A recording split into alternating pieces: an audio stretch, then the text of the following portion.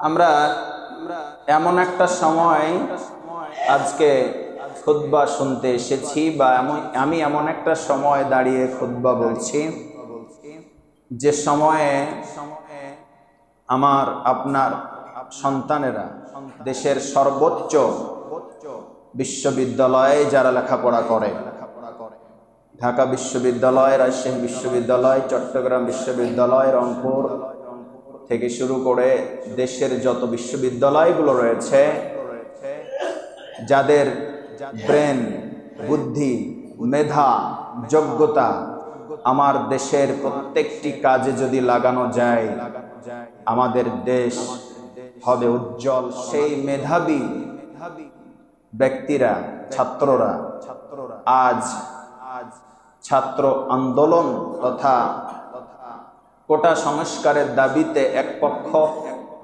আর এক পক্ষ কোটা সংস্কার না হওয়ার পক্ষে।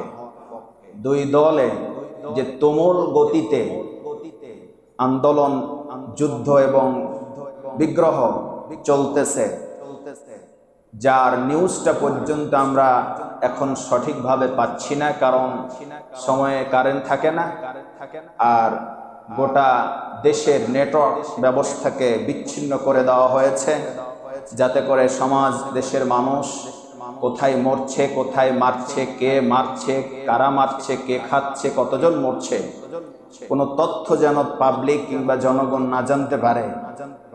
হয়তো এরকম একটা পরিকল্পনাই তারা গোটা দেশের নেটওয়ার্ক ব্যবস্থাকে বিচ্ছিন্ন করে নেই। ওয়াইফাই কানেকশন নেই, ইন্টারনেট কানেকশন নাই, ফেসবুকের যোগাযোগ নাই, ইউটিউবের যোগাযোগ, সামাজিক যোগাযোগ মাধ্যম কোনো কিছুই পাওয়া যাচ্ছে না। প্রথম দিন আমরা কিছুটা পেয়েছিলাম, পরবর্তীতে আর কোনো কিছুই পাওয়া যাচ্ছে না। আমি এই কথা দিয়ে বোঝাতে চাচ্ছি আজকে শুরুতেই যে যেভাবেই আপনি করেন না কেন, একজন যিনি আরশে আজিমে বসে আছেন, তার ভিডিও, তার রেকর্ড কখনো বন্ধ হয় না। আওয়াজ দিয়ে বলেন ঠিক কিনা, জোরে বলেন ঠিক কিনা। ইন্টারনেট কানেকশন, ওয়াইফাই কানেকশন, সামাজিক যোগাযোগ মাধ্যম কিংবা প্রত্যেকটা মিডিয়াকে আপনি হাতে করে যেদিকে খুশি সেদিকে খবর প্রচার করবেন। এমন একটা দিন আসবে, এমন একটা সময় আসবে, প্রত্যেকটা সময়, প্রত্যেকটা দিন কথা বলবে। জোরে বলেন ঠিক কিনা।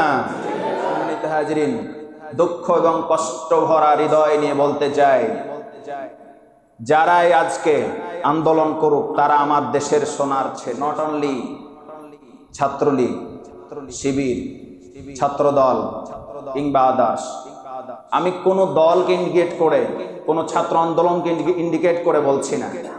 যেই করতেছে তারাই আমার দেশের গৌরব, তারাই আমার দেশের সৈনিক, তারাই আমাদের দেশের মেধাবী।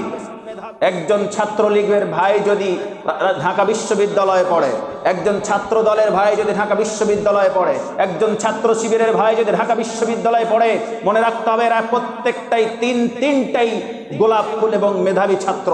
এদেরকে সমাজে একটা পর্যায়ে কাজে লাগালে সমাজ, দেশ, গোটা বিশ্ব উন্নত হবে।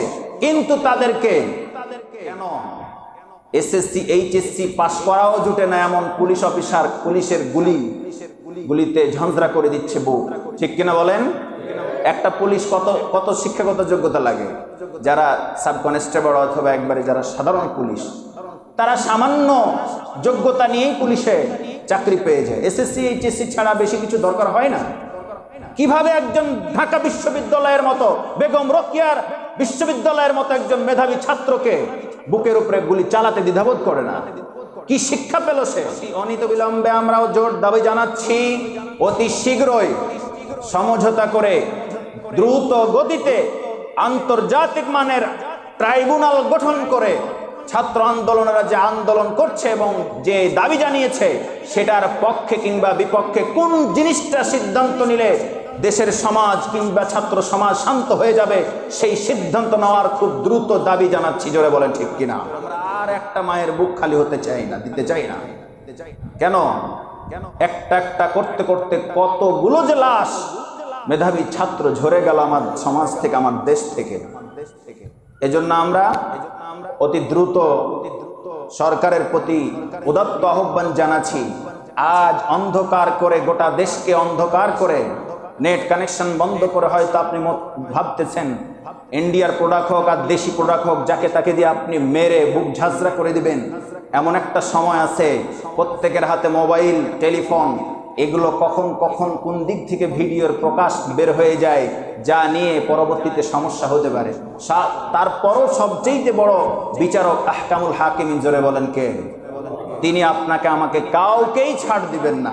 অতএব যেটার মধ্যে কল্যাণ, সেই সিদ্ধান্তটা আদালত বসিয়ে হোক অথবা যে কোনো মূল্যে হোক, যেন এটা করার সুযোগ করেন এবং পান, আল্লাহ যেন ব্যবস্থা করে দেন। আমরা সবাই বলে আল্লাহুম্মা। মুসল্লির উজুতে যদি ত্রুটি থাকে, উজু করতে গিয়ে বেখেয়ালে যদি ত্রুটি হয়ে যায়, উজু সঠিকভাবে না হয়, ওই মুসল্লির ইমামতে কোনো ইমাম যদি করে, তাহলে ওই ইমামের কেরাতে ভুল হওয়ার সম্ভাবনা অনেকটাই বেশি।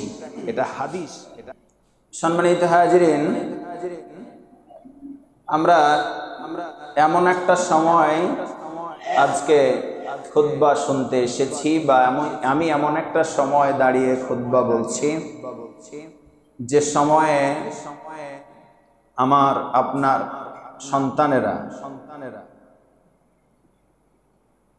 আপনার সন্তানেরা মেধাবী যারা দেশের সর্বোচ্চ বিশ্ববিদ্যালয়ে যারা লেখাপড়া করে, ঢাকা বিশ্ববিদ্যালয়, রাজশাহী বিশ্ববিদ্যালয়, চট্টগ্রাম বিশ্ববিদ্যালয়, রংপুর থেকে শুরু করে দেশের যত বিশ্ববিদ্যালয়গুলো রয়েছে, যাদের ব্রেন, বুদ্ধি, মেধা, যোগ্যতা আমার দেশের প্রত্যেকটি কাজে যদি লাগানো যায়, আমাদের দেশ হবে উজ্জ্বল, সোনালী। সেই মেধাবী ব্যক্তিরা, ছাত্ররা আজ ছাত্র আন্দোলন তথা কোটা সংস্কারের দাবিতে এক পক্ষ, আর এক পক্ষ কোটা সংস্কার না হওয়ার পক্ষে। দুই দলে যে তুমুল গতিতে আন্দোলন, যুদ্ধ এবং বিগ্রহ চলতেছে, যার নিউজটা পর্যন্ত আমরা এখন সঠিকভাবে পাচ্ছি না, কারণ সময়ে কারেন্ট থাকে না, আর গোটা দেশের নেটওয়ার্ক ব্যবস্থাকে বিচ্ছিন্ন করে দেওয়া হয়েছে, যাতে করে সমাজ, দেশের মানুষ কোথায় মরছে, কোথায় মারছে, কে মারছে, কারা মারছে, কে খাচ্ছে, কতজন মরছে, কোনো তথ্য যেন পাবলিক কিংবা জনগণ না জানতে পারে। হয়তো এরকম একটা পরিকল্পনাই তারা গোটা দেশের নেটওয়ার্ক ব্যবস্থাকে বিচ্ছিন্ন করে রেখেছে। নাই ওয়াইফাই কানেকশন, নেই ইন্টারনেট কানেকশন, নাই ফেসবুকের যোগাযোগ, নাই ইউটিউবের যোগাযোগ, সামাজিক যোগাযোগ মাধ্যম কোনো কিছুই পাওয়া যাচ্ছে না। প্রথম দিন আমরা কিছুটা পেয়েছিলাম, পরবর্তীতে আর কোনো কিছুই পাওয়া যাচ্ছে না। আমি এই কথা দিয়ে বোঝাতে চাচ্ছি আজকে শুরুতেই যে যেভাবেই আপনি করেন না কেন, একজন যিনি আরশে আজিমে বসে আছেন, তার ভিডিও, তার রেকর্ড কখনো বন্ধ হয় না। আওয়াজ দিয়ে বলেন ঠিক কিনা, জোরে বলেন ঠিক কিনা। আজকে ইন্টারনেট কানেকশন, ওয়াইফাই কানেকশন, সামাজিক যোগাযোগ মাধ্যম কিংবা প্রত্যেকটা মিডিয়াকে আপনি হাতে করে যেদিকে খুশি সেদিকে খবর প্রচার করবেন, এমন একটা দিন আসবে, এমন একটা সময় আসবে, প্রত্যেকটা সময়, প্রত্যেকটা দিন কথা বলবে। জোরে বলেন ঠিক কিনা। সম্মানিত হাজিরিন, দুঃখ এবং কষ্ট ভরা হৃদয় নিয়ে বলতে চাই, যারাই আজকে আন্দোলন করুক, তারা আমার দেশের সোনার ছেলে। নট অনলি ছাত্রলীগ, শিবির, ছাত্রদল কিংবা আদার্স, আমি কোনো দলকে ইন্ডিকেট করে, কোনো ছাত্র আন্দোলনকে ইন্ডিকেট করে বলছি না। যেই করতেছে তারাই আমার দেশের গৌরব, তারাই আমার দেশের সৈনিক, তারাই আমাদের দেশের মেধাবী। একজন ছাত্রলীগের ভাই যদি ঢাকা বিশ্ববিদ্যালয়ে পড়ে, একজন ছাত্র দলের ভাই যদি ঢাকা বিশ্ববিদ্যালয়ে পড়ে, একজন ছাত্র শিবিরের ভাই যদি ঢাকা বিশ্ববিদ্যালয়ে পড়ে, মনে রাখতে হবে এরা প্রত্যেকটাই তিনটাই গোলাপ ফুল এবং মেধাবী ছাত্র। এদেরকে সমাজে একটা পর্যায়ে কাজে লাগালে সমাজ, দেশ, গোটা বিশ্ব উন্নত হবে। কিন্তু তাদেরকে কেন এসএসসি, এইচএসসি পাস করাও জুটে না এমন পুলিশ অফিসার পুলিশের গুলিতে ঝঞ্ঝরা করে দিচ্ছে বুক, ঠিক কিনা বলেন? একটা পুলিশ কত কত শিক্ষাগত যোগ্যতা লাগে? যারা সাব কনস্টেবল অথবা একবারে যারা সাধারণ পুলিশ, তারা সামান্য যোগ্যতা নিয়েই পুলিশে চাকরি পেয়ে যায়। এসএসসি এইচএসসি ছাড়া বেশি কিছু দরকার হয় না। কিভাবে একজন ঢাকা বিশ্ববিদ্যালয়ের মতো, বেগম রোকেয়ার বিশ্ববিদ্যালয়ের মতো একজন মেধাবী ছাত্রকে বুকের উপরে গুলি চালাতে দ্বিধাবোধ করে না? কি শিক্ষা পেল সে? এজন্য আমি সবার উদ্দেশ্যে এই কথা বলতে চাই, আমি কাউকে ইন্ডিকেট করে বলতেছি না। যারাই মরেছে তারাই আমার ভাই কিংবা বোন, যারাই মেরেছে তারাই আমার ভাই অথবা বোন, যারাই মেরেছে তারাই আমার দেশের সৈনিক। যাদের বুক খালি হয়েছে, যে সমস্ত মা এবং বোনদের বুক খালি হয়েছে, তাদের পরিবারগুলোতে আজ তাকানো যায় না, তাদের আর্তনাতে গোটা দেশ গোটা সমাজ ভারী হয়েছে। আমরা এ ধরনের আর কোনো প্রাণ হারাতে চাই না। অতি অনিত বিলম্বে আমরাও জোর দাবি জানাচ্ছি, অতি শীঘ্রই সমঝোতা করে দ্রুত গতিতে আন্তর্জাতিক মানের ট্রাইব্যুনাল গঠন করে ছাত্র আন্দোলনেরা যে আন্দোলন করছে এবং যে দাবি জানিয়েছে, সেটার পক্ষে কিংবা বিপক্ষে কোন জিনিসটা সিদ্ধান্ত নিলে দেশের সমাজ কিংবা ছাত্র সমাজ শান্ত হয়ে যাবে, সেই সিদ্ধান্ত নেওয়ার খুব দ্রুত দাবি জানাচ্ছি। জোরে বলেন ঠিক কিনা? আমরা আর একটা মায়ের বুক খালি হতে চাই না, দিতে চাই না। কেন? একটা একটা করতে করতে কতগুলো যে লাশ মেধাবী ছাত্র ঝরে গেল আমার সমাজ থেকে, আমার দেশ থেকে। এজন্য আমরা অতি দ্রুত সরকারের প্রতি উদাত্ত আহ্বান জানাচ্ছি। আজ অন্ধকার করে, গোটা দেশকে অন্ধকার করে, নেট কানেকশন বন্ধ করে হয়তো আপনি ভাবতেছেন ইন্ডিয়ার প্রোডাক্ট হোক আর দেশি প্রোডাক্ট হোক, যাকে তাকে দিয়ে আপনি মেরে বুক ঝাঁঝরা করে দিবেন। এমন একটা সময় আছে প্রত্যেকের হাতে মোবাইল, টেলিফোন, এগুলো কখন কখন কোন দিক থেকে ভিডিওর প্রকাশ বের হয়ে যায়, যা নিয়ে পরবর্তীতে সমস্যা হতে পারে। তারপরও সবচেয়ে বড় বিচারক আহকামুল হাকিমিন, জোরে বলেন কে? তিনি আপনাকে আমাকে কাউকেই ছাড় দিবেন না। অতএব যেটার মধ্যে কল্যাণ, সেই সিদ্ধান্তটা আদালত বসিয়ে হোক অথবা যে কোনো মূল্যে হোক, যেন এটা করার সুযোগ করেন এবং পান, আল্লাহ যেন ব্যবস্থা করে দেন। আমরা সবাই বলে আল্লাহুম্মা আমিন। সম্মানিত হাজিরিন, এরকম আর্তনাদ আমরা আর দেখতে চাই না। একটু যদি খবরের দিকে তাকিয়ে দেখেন, বুঝতে পারবেন কি করুণ পরিস্থিতি দেশের। সম্মানিত হাজিরিন, আসুন আমরা মহাগ্রন্থ আল কোরআনুল কারীম থেকে যে আয়াতে কারিমার অংশ বিশেষ তেলাওয়াত করেছি, সেখান থেকে এবং সহিহ বুখারীর একটি হাদিস তেলাওয়াত করেছি, সেখান থেকে পূর্বের বিষয়ের উপরে কেন্দ্র করে আমরা কিছু কথা শুনবো ইনশাআল্লাহ। সম্মানিত হাজিরিন, আল্লাহ সুবহানাহু ওয়া তাআলা মানুষের প্রতি কষ্ট কিংবা কোনো কিছু বোঝা নামক জিনিসটা চাপিয়ে দিতে চান নাই। একটু মহব্বত দিয়ে বলেন সুবহানাল্লাহ।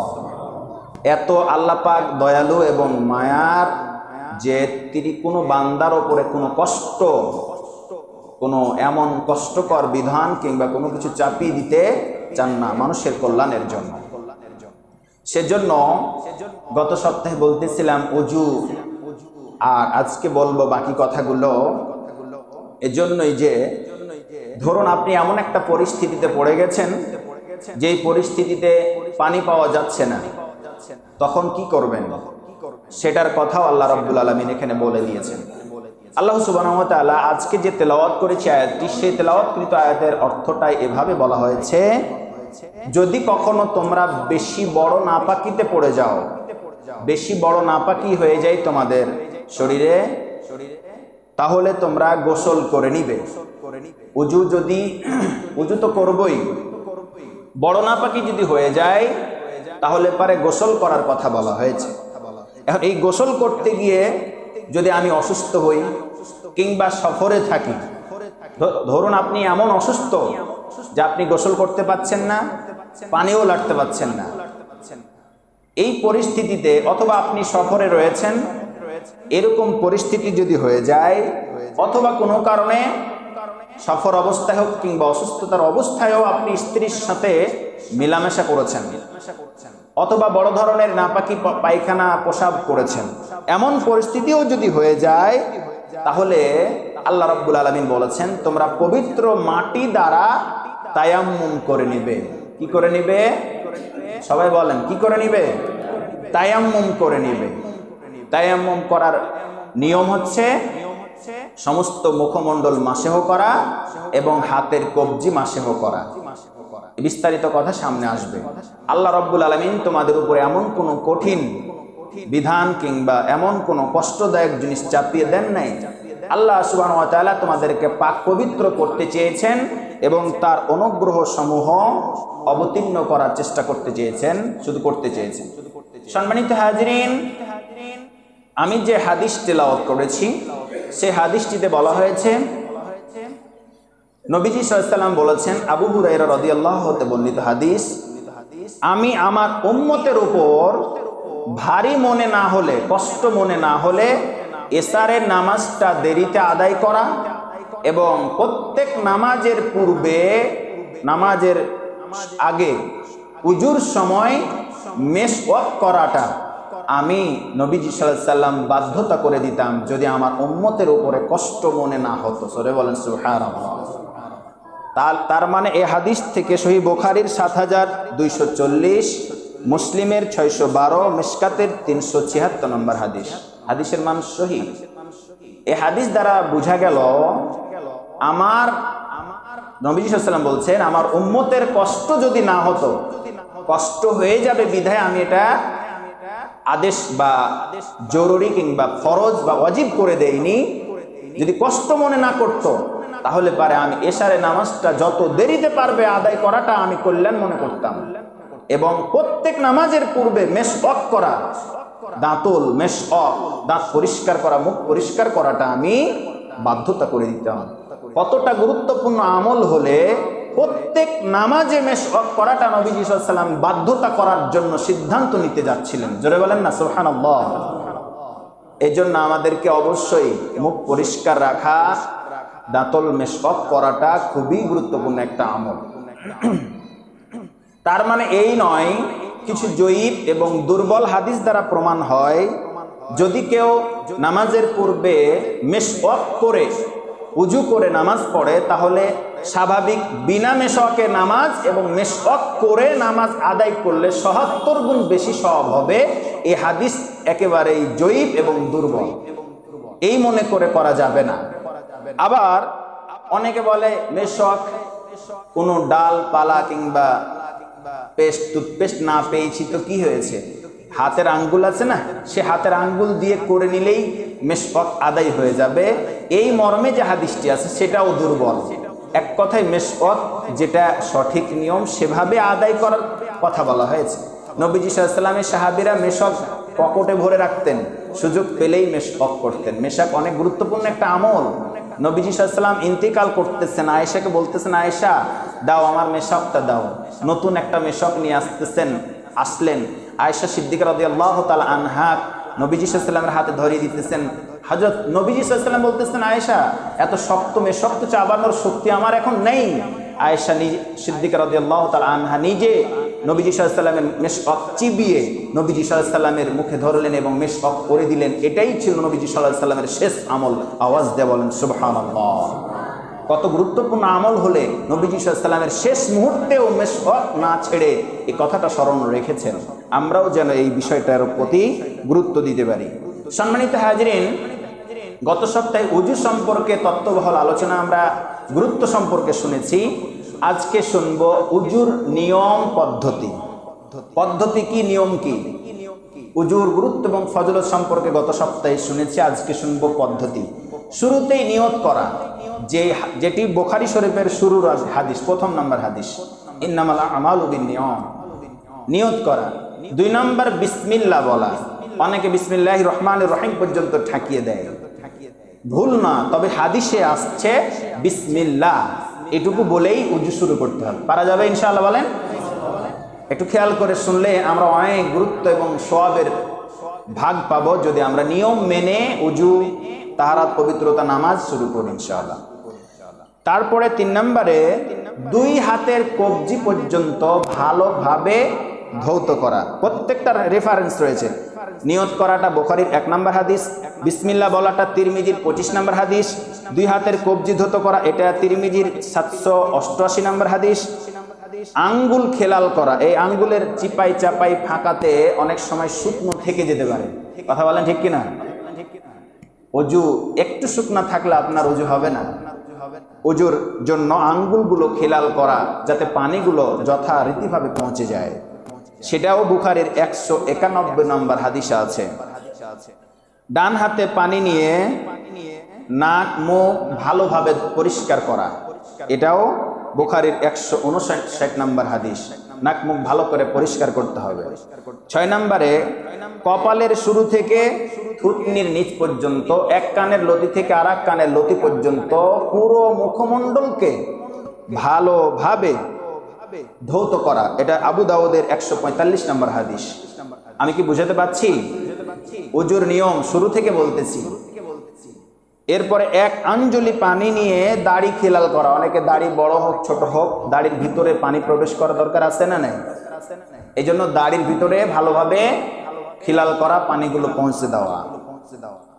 এরপরে প্রথমে ডান পরে বাম হাতের কোনই পর্যন্ত ধৌত করা, কোনই বলতে এই পর্যন্ত, কোনই এ পর্যন্ত ভালোভাবে দুই হাতের কোনই পর্যন্ত ভালোভাবে ধৌত করা, এটা বুখারীর 140 নম্বর হাদিসে আছে।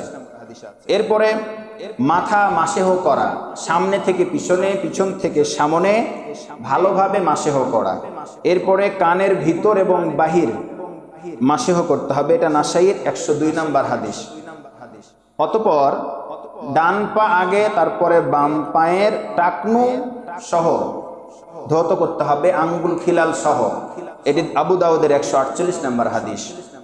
উজু শেষে বাম হাতে কিছু পানি নিয়ে লজ্জাস্থান বরাবর ছিটিয়ে দেওয়া, এটাও আবু দাউদের 169 নম্বর হাদিস, যদি সেটা আপনার সন্দেহ থাকে। সম্মানিত হাজরিন, এখানে একটা কথা বলে ফেলি, অনেকে আছে ঘাড় মাসেহ করে, ঘাড় মাসেহর হাদিসটা জয়ীফ, দুর্বল, এজন্য আপনার সেটা প্রয়োজন নেই। এরপরে উজু শেষ হয়ে গেল কিংবা আপনার গোসল শেষ হয়ে গেল, এই গোসলের পানি কিংবা উজুর পানি বিশেষ করে, এখন এই উজুর পানিটা কি আপনি রাস্তাতে ফেলতে ফেলতে আসবেন নাকি রুমাল তয়লা কাপড় দিয়ে মুছে ফেলবেন? ইসলাম কত সৌন্দর্য সেটারও ব্যাখ্যা দিয়ে দিয়েছেন, সুবহানাল্লাহ বলেন না?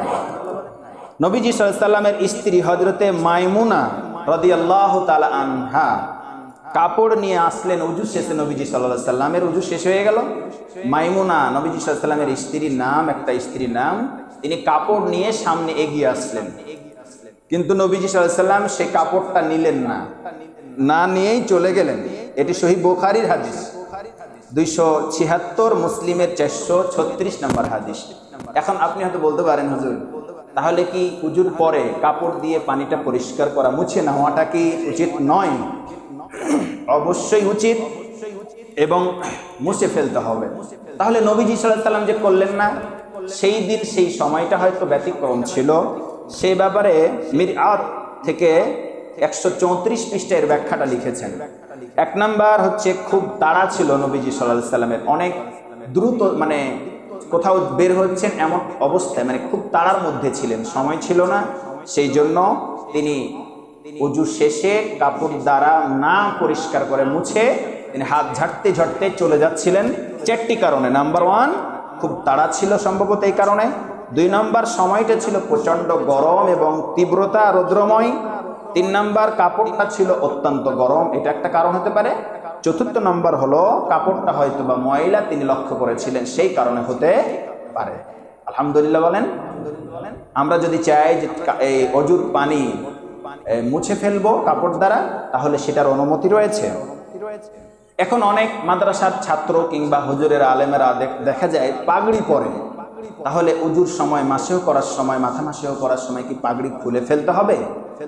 ইসলাম সেটাও বলেছে। সহিহ বুখারীর 205 নম্বর হাদিস, নবীজি সাল্লাল্লাহু আলাইহি ওয়াসাল্লাম বলেছেন, জাফর ইবনে আমর রাদিয়াল্লাহু তাআলা বর্ণিত, তিনি বলেন, আমি আমার পিতা থেকে শুনেছি নবীজি সাল্লাল্লাহু আলাইহি ওয়াসাল্লামকে তার পাগড়ির উপর মাসহ করতে দেখেছি।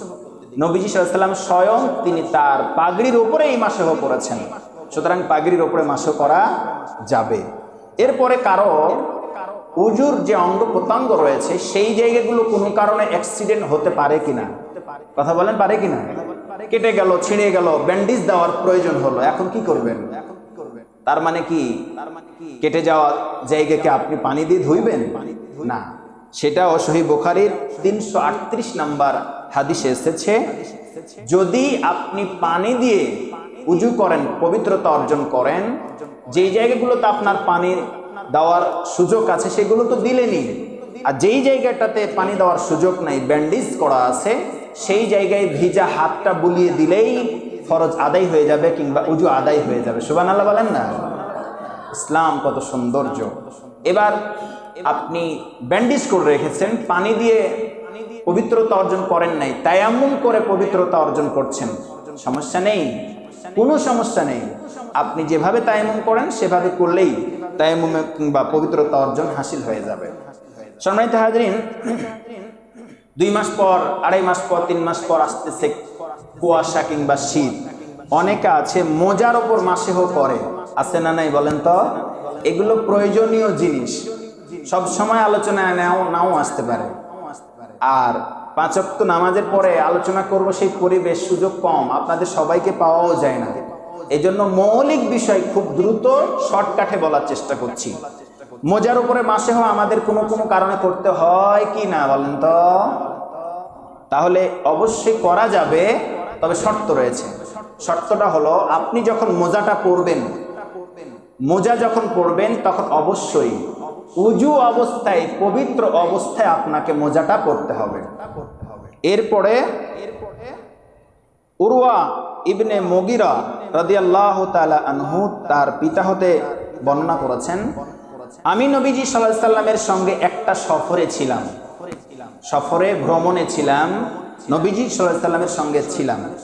এমত অবস্থায় যখন আজান হলো, নামাজের সময় হলো, আমি নবীজি সাল্লাল্লাহু আলাইহি সাল্লামের পা মোবারক লক্ষ্য করে দেখলাম নবীজি সাল্লাল্লাহু আলাইহি সাল্লাম মুজা পরিধান করে আছে। কি পরিধান করে আছে? মুজা পরিধান করে আছে। সাহাবী বলেন, আমি নবীজি সাল্লাল্লাহু আলাইহি সাল্লামের পা মোবারক থেকে উজু করিয়ে দিব, উজুর পানি আগিয়ে দিব, সে পবিত্রতা অর্জন করবে, সেজন্য আমি এগিয়ে গেলাম তার মুজা পা মোবারক থেকে খোলার জন্য। সুবহানাল্লাহ বলেন না? কি সাহাবী নবীজি সাল্লাল্লাহু আলাইহি সাল্লামের কিভাবে খেদমত করেছেন। খুলতে গেলাম, মোজা খোলার জন্য এগিয়ে গেলাম, নবীজি সাল্লাল্লাহু আলাইহি সাল্লাম বললেন, ক্বালা দাহুমা, ছেড়ে দাও, ছেড়ে দাও, ফাইন্নি আদখালতুহুমা তাহিরাতাইন, জোরে বলেন আল্লাহু আকবার। তুমি ছেড়ে দাও, মোজা খোলার দরকার নেই, যখন এটা আমি পরিধান করি তখন আমি পবিত্র অবস্থায় পরিধান করেছিলাম। সুবহানাল্লাহ বলেন? তার মানে উজু অবস্থায় পাক পবিত্র হয়ে আমি পরিধান করেছি, এখন এর উপরে মাসিহ করে নিলেই চলবে। সুবহানাল্লাহ। সম্মানিত হাজরিন, এখানে একটা জিনিস মনে রাখতে হবে, অনেকের মাথায় ঢুকে আছে যে চামড়ার উপর ছাড়া মাসিহ চলে না। কথাটা একদম ভুল। চামড়া হলে ভালো হয়, তবে আপনার মোজা যদি শক্ত এবং মোটা হয়, শক্ত এবং মোটা হয়, তাহলে সেটা কাপড়ের তৈরি হোক অথবা অন্য কিছুরই তৈরি হোক, যে মোজাগুলো আমরা সাধারণত পরি, সেই মোটা এবং মোজা যদি মোটা এবং শক্ত হয়, তাহলে তার উপরে মাসহ করা যাবে পাক পবিত্র অবস্থায় পড়লে। এই ব্যাপারে অনেকগুলো ওলামা একরাম মতামত দিয়েছেন, এটা জায়েজের পক্ষে আছে। শুধু চামড়ার হতে হবে বিষয়টা এমনটা নয়, তবে এমন ছিঁড়া ফাটা, এমন দুর্বল মোজা যে আপনি 1 কিলোমিটার হেঁটে যাওয়ার আগে আপনার মোজা ছিঁড়ে শেষ, এরকম মোজার উপরে হবে না, এটাতে নিষেধ করেছেন ওলামা হযরত। এই জন্য আমরা চেষ্টা করব অবশ্যই পাক পবিত্র অবস্থায় মোজা পরা থাকলে মাসেহ করা, এবং মোটা এবং শক্ত হতে হবে, ছিঁড়া মোজার উপরে মাসেহ চলে না।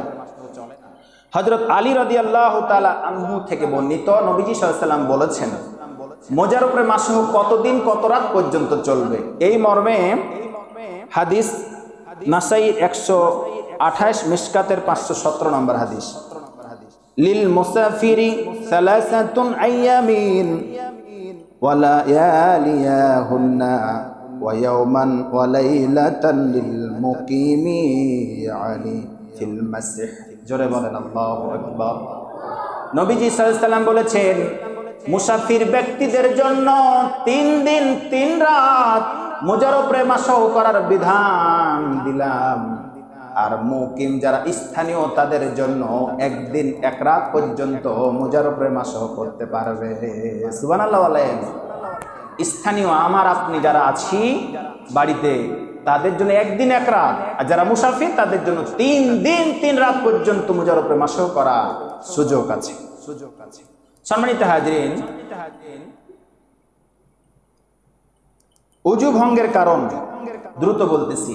পোশাক পায়খানা রাস্তা দিয়ে কোনো কিছু বের হলে ওযু নষ্ট, এটা আমরা খেয়াল রাখবো। সূরা নিসা 43 নম্বর আয়াত, তারপরে বুখারীর 135 নম্বর হাদিসে বিস্তারিত বর্ণনা করা আছে।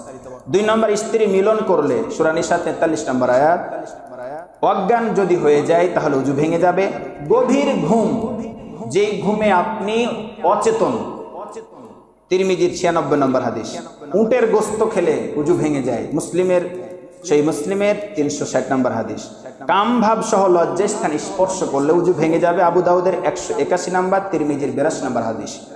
এছাড়া ওযু শেষে আকাশের দিকে তাকিয়ে যদি কেউ দোয়া পড়ে, আশহাদু আল্লা ইলাহা ইল্লাল্লাহু ওয়াহদাহু লা শারীকা লাহু ওয়া আশহাদু আন্না মুহাম্মাদান আবদুহু ওয়া রাসূলুহু, তাহলে জান্নাতের 8টি দরজা খুলে যাবে। এই মর্মে যে হাদিস রয়েছে, হাদিসটি অত্যন্ত দুর্বল।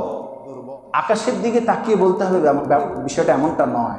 আমি যে দোয়াটা বললাম সেটাই বলতে হবে, কিন্তু আকাশের দিকে তাকিয়ে কোনো লক্ষ্য উদ্দেশ্যকে টার্গেট করে বলা যাবে না, বলা যাবে না। এমনি আমরা এই দোয়াটা পাঠ করব। সম্মানিত হাজরিন, আবার অনেকে বলে আমার ওযু আছে ভাই, আবার করতেছি নেকি পাওয়ার আশায়।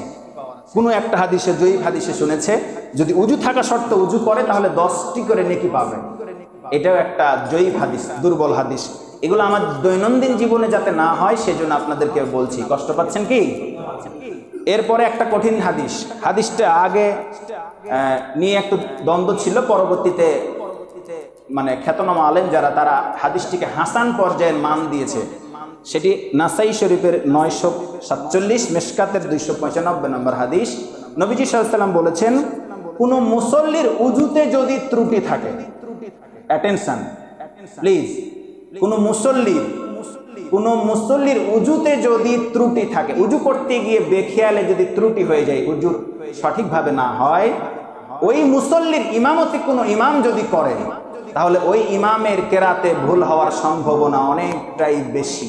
এটা হাদিস, হাসান পর্যায়ের একটা হাদিস। হাদিসটি গ্রহণযোগ্য, একবারে ফেলে দেওয়ার মতো নয়। এজন্য যেমন ইমাম সাহেব সঠিকভাবে উযু করাটা জরুরি, তেমন মুসল্লিদেরও সঠিকভাবে উযু করার দরকার আছে না নাই? কারণ হাদিসে আছে মুসল্লির উযু ত্রুটি থাকলে ইমামের কেরাতে ভুল হওয়ার সম্ভাবনা বেশিরভাগ। তার মানে প্রত্যেক দিনই হবে বিষয়টা এমনটা নয়, হতেও পারে, এটা হাদিস।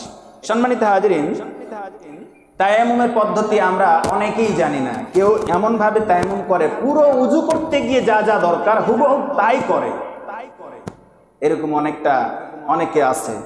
তায়াম্মুমের চাইতে সহজ জিনিস আর নাই। তবে তায়াম্মুম করার আগে পানি না পাওয়া গেলে, মৃত্যুর ভয় থাকলে, ইত্যাদি ইত্যাদি শর্ত থাকলে তো আপনি তায়াম্মুম করতে পারবেন।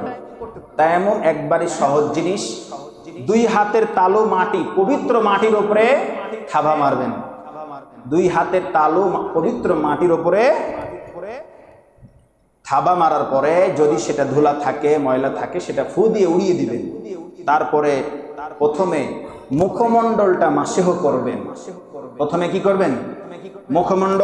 মুখমণ্ডল মাসেহ করবেন। তারপরে একই আর কোনো মানে মারার দরকার নেই।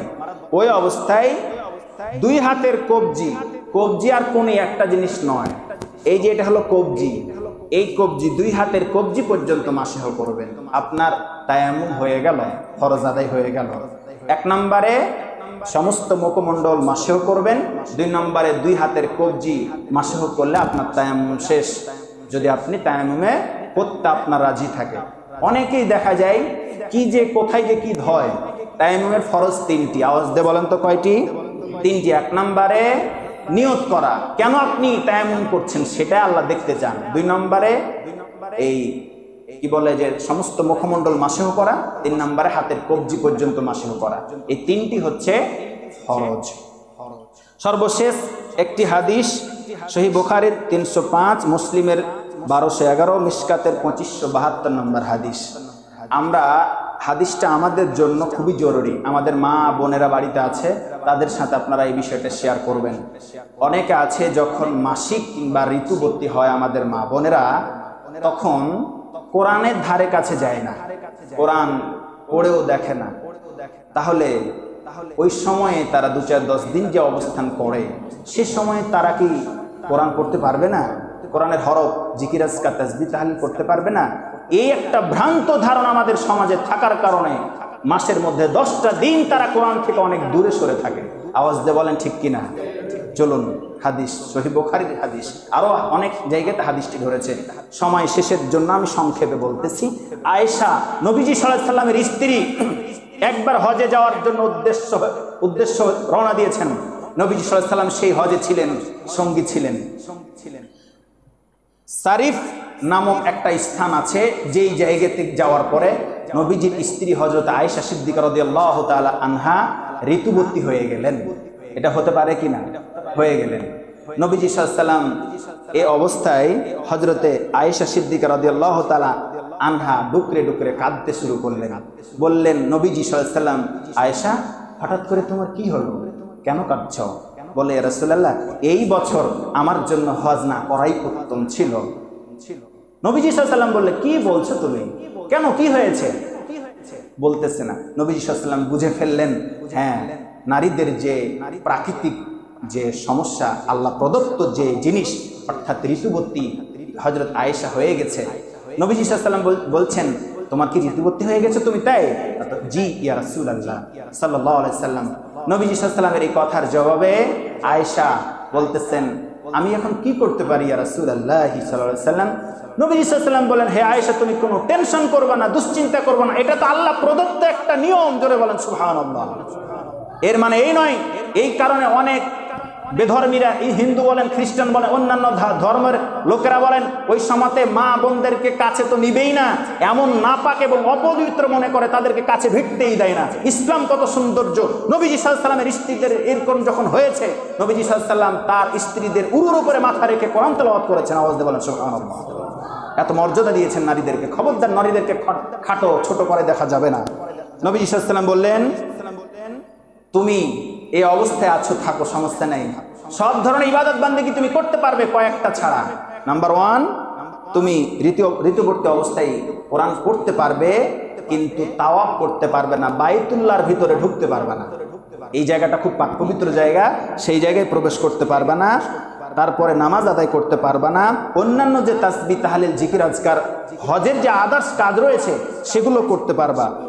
আর কোরআন স্পর্শ করা যাবে না। এখান থেকে প্রমাণিত হয়, আমরা হাদিস এবং কোরআনের আয়াত থেকে জানতে পারলাম, নারীদের যখন এই ধরনের সমস্যা পড়বে, তখন কোরআন পড়তে পারবে কিন্তু স্পর্শ করতে পারবে না। প্রয়োজনে অন্যজনের কাছ থেকে কোরআনের পৃষ্ঠা খুলে নেবে, তবুও কোরআন থেকে দূরে থাকার কোনো সুযোগ নাই। ঠিক কিনা বলেন? এটা খেয়াল রাখতে হবে। নামাজ পড়তে পারবে না, তাওয়াফ করতে পারবে না, কোরআন স্পর্শ করতে পারবে না, বাকি সব কাজ তারা করতে পারবে। আরো অনেক যুক্তি এবং দলিলগুলো সামনে ছিল, সময় না থাকার কারণে আমরা আগাতে পারছি না। যতটুকু হলো আমরা বুঝতে পেরেছি। আল্লাহ আমাদেরকে তৌফিক দান করুন, আমিন। ওয়া আখিরু দাওয়ানা আলহামদুলিল্লাহি রাব্বিল আলামিন।